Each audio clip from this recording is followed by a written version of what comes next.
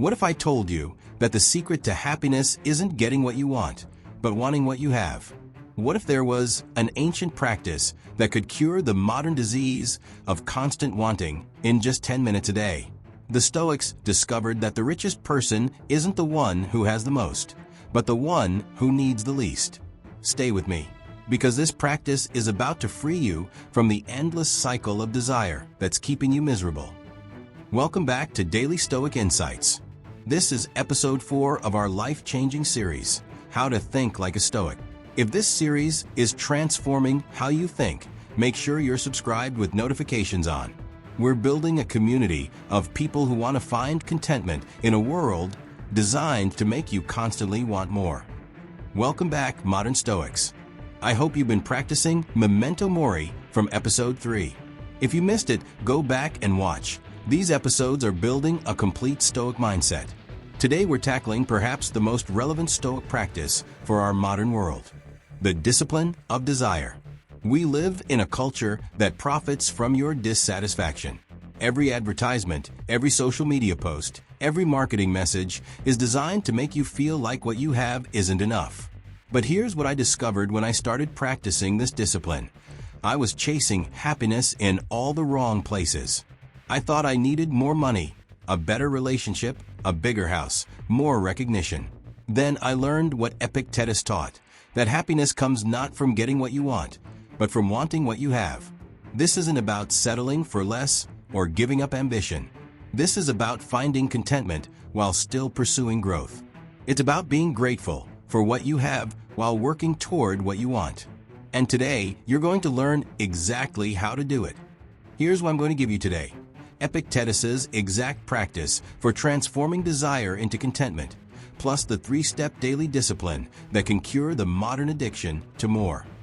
And I'll show you how this practice actually increases your success while decreasing your suffering.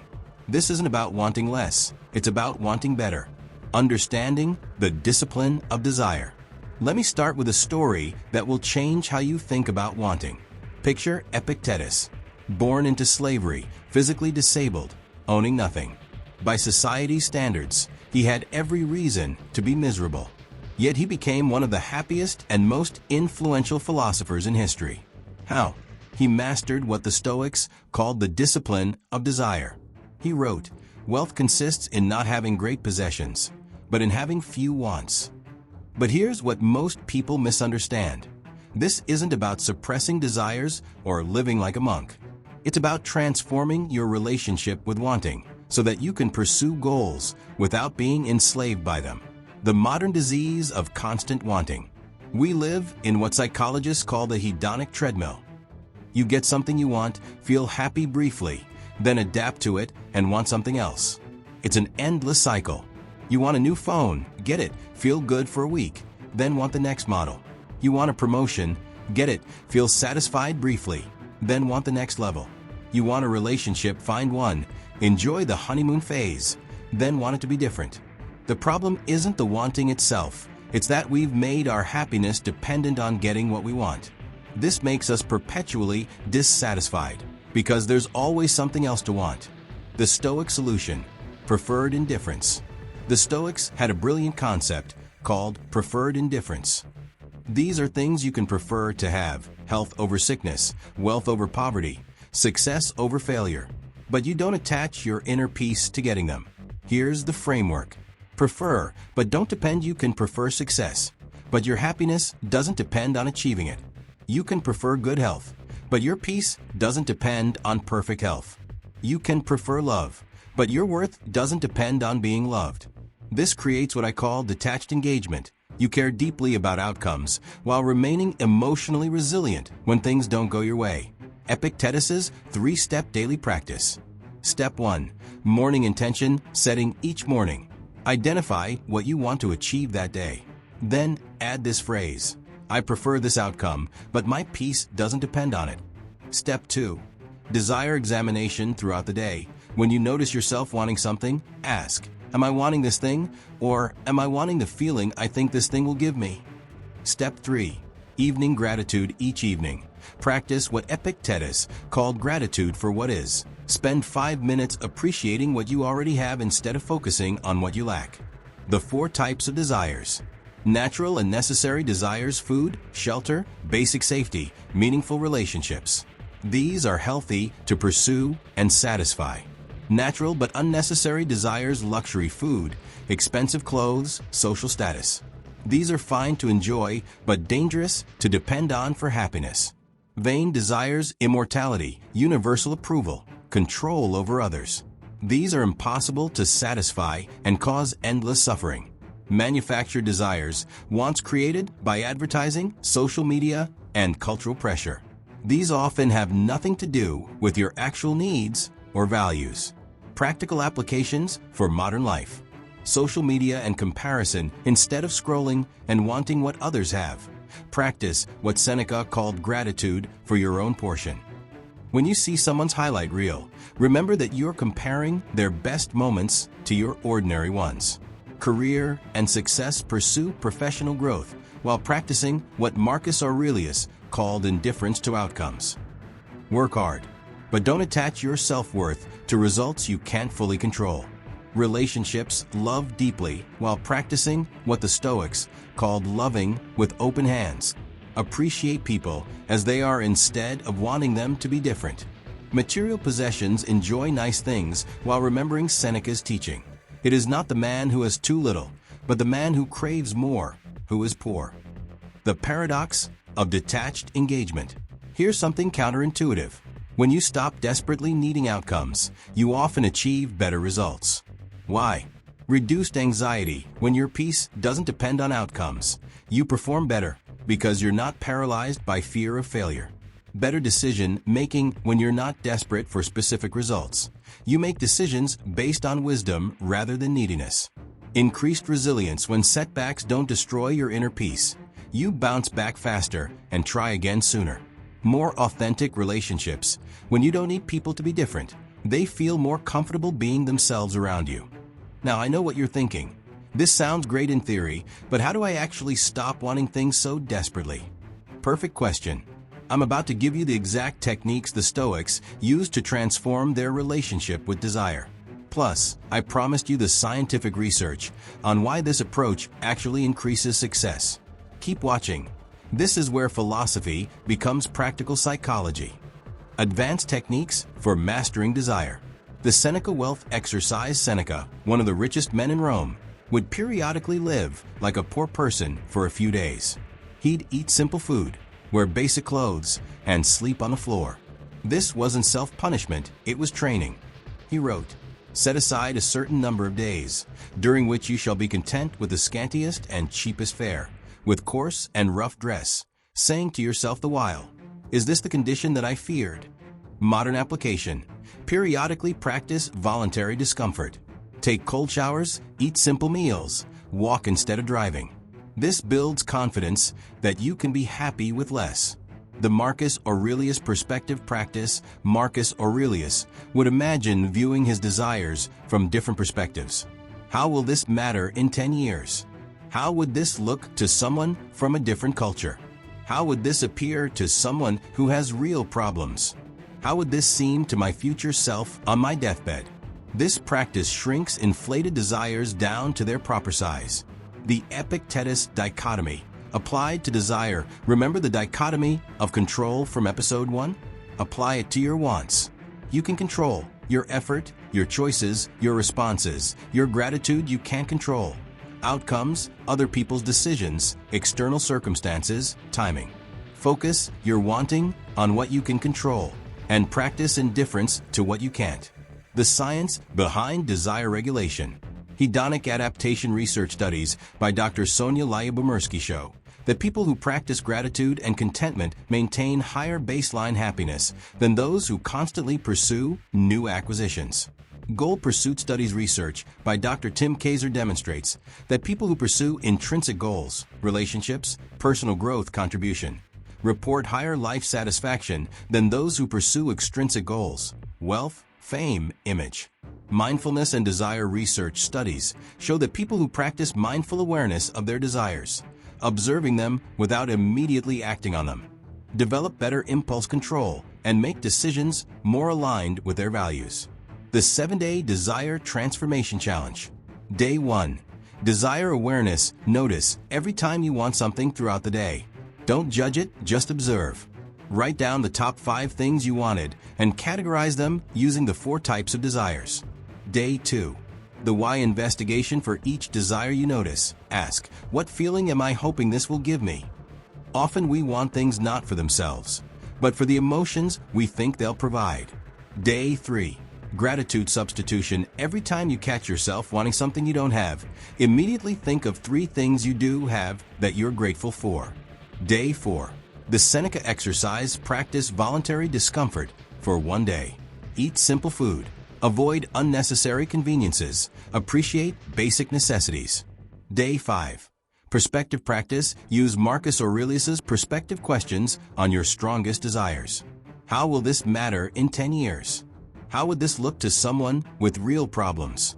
Day 6. Detached engagement. Choose one goal you're working toward and practice the phrase, I prefer this outcome, but my peace doesn't depend on it. Notice how this changes your approach. Day 7. Integration and reflection. Reflect on the week. How has your relationship with wanting changed? What desires feel less urgent? What are you more grateful for? Common obstacles and solutions. But I'll lose my motivation actually. Studies show that people who practice detached engagement often achieve more because they're not paralyzed by fear of failure or desperate neediness. This feels like settling for less. This isn't about lowering your standards. It's about raising your baseline happiness. You can still pursue excellence while being content with what you have. I can't stop wanting things. You don't need to stop wanting. You need to change your relationship with wanting. Want things lightly. Hold them loosely. Enjoy them fully. Advanced applications. For entrepreneurs and high achievers, practice what I call passionate detachment. Care deeply about your work and goals, but don't attach your identity or worth to specific outcomes. This actually increases creativity and resilience. For relationships, love people as they are, not as you want them to be. This doesn't mean accepting poor treatment, but it means not constantly trying to change others to meet your desires. For parents, want good things for your children while accepting that you can't control their choices or outcomes. Focus on being the parent you want to be rather than trying to create the children you want to have. The compound effect of desire discipline. Week 1. You become aware of how much mental energy you spend wanting week 2. You start catching yourself in moments of desperate wanting week 3. You develop the ability to want things lightly month 2. You notice increased contentment with what you have month 3. You achieve a state of grateful ambition, pursuing goals from contentment rather than neediness month 6. You develop what Stoics called ataraxia, unshakable inner peace regardless of external circumstances. We're getting to the most transformative part now.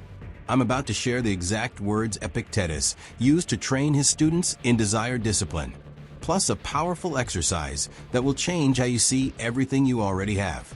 And at the end, I have an exciting preview of Episode 5, where we'll explore Stoic anger management, how to never lose your temper again. Epictetus's exact desire training. Here are Epictetus's own words for training desire, adapted for modern practice. When you're going to meet with anyone, say to yourself, what will it matter to me if this person approves or disapproves of me? When you're going to buy something, ask yourself, do I need this thing, or do I need the feeling I think this thing will give me? When you want something to happen, remind yourself, I prefer this outcome, but the universe doesn't owe it to me. His daily practice was simple but profound. Morning. Today, I will want what happens, not what I wish would happen. Evening. What did I have today that I failed to appreciate? What did I want today that I didn't actually need? The gratitude multiplication exercise. Here's a powerful practice I've developed based on Stoic principles. Think of something you want but don't have. Imagine you never had anything you currently possess. Now imagine receiving each thing you currently have as a gift. Feel genuine gratitude for each gift. Notice how your desire for what you don't have changes. This exercise reveals how much abundance you already have that you've been taking for granted. Your personal desire philosophy. Based on everything we've covered, create your personal desire philosophy by completing these statements. I will pursue while remaining detached from outcomes. I will appreciate that I already have. I will remember that my happiness comes from not from getting what I want. When I notice desperate wanting, I will My definition of wealth is the ultimate freedom. Here's what the Stoics understood that most people miss. True freedom isn't having everything you want. It's wanting what you have. When you master your desires, you become unmanipulatable. Advertisers can't make you feel inadequate. Social media can't make you envious. Other people's success can't make you feel like a failure. You become what Marcus Aurelius called self-sufficient, not because you have everything, but because you need very little to be content. The practical results. When you consistently practice the discipline of desire, you spend less money on things you don't actually need. You feel less envious of others and more grateful for your life. You pursue goals from a place of excitement rather than desperation. You enjoy what you have instead of always looking for the next thing. You develop unshakable contentment that no external circumstance can disturb. What's coming in episode 5? Next week, we're diving into Stoic anger management, how to never lose your temper again. I'll show you Marcus Aurelius's technique for staying calm when people push your buttons, Seneca's method for preventing anger before it starts, and Epictetus's practice for transforming irritation into understanding. If you've ever said something in anger that you regretted, this episode will change your life. Before you go, I want you to do something that will immediately shift your perspective. First, hit that like button. And here's why this matters.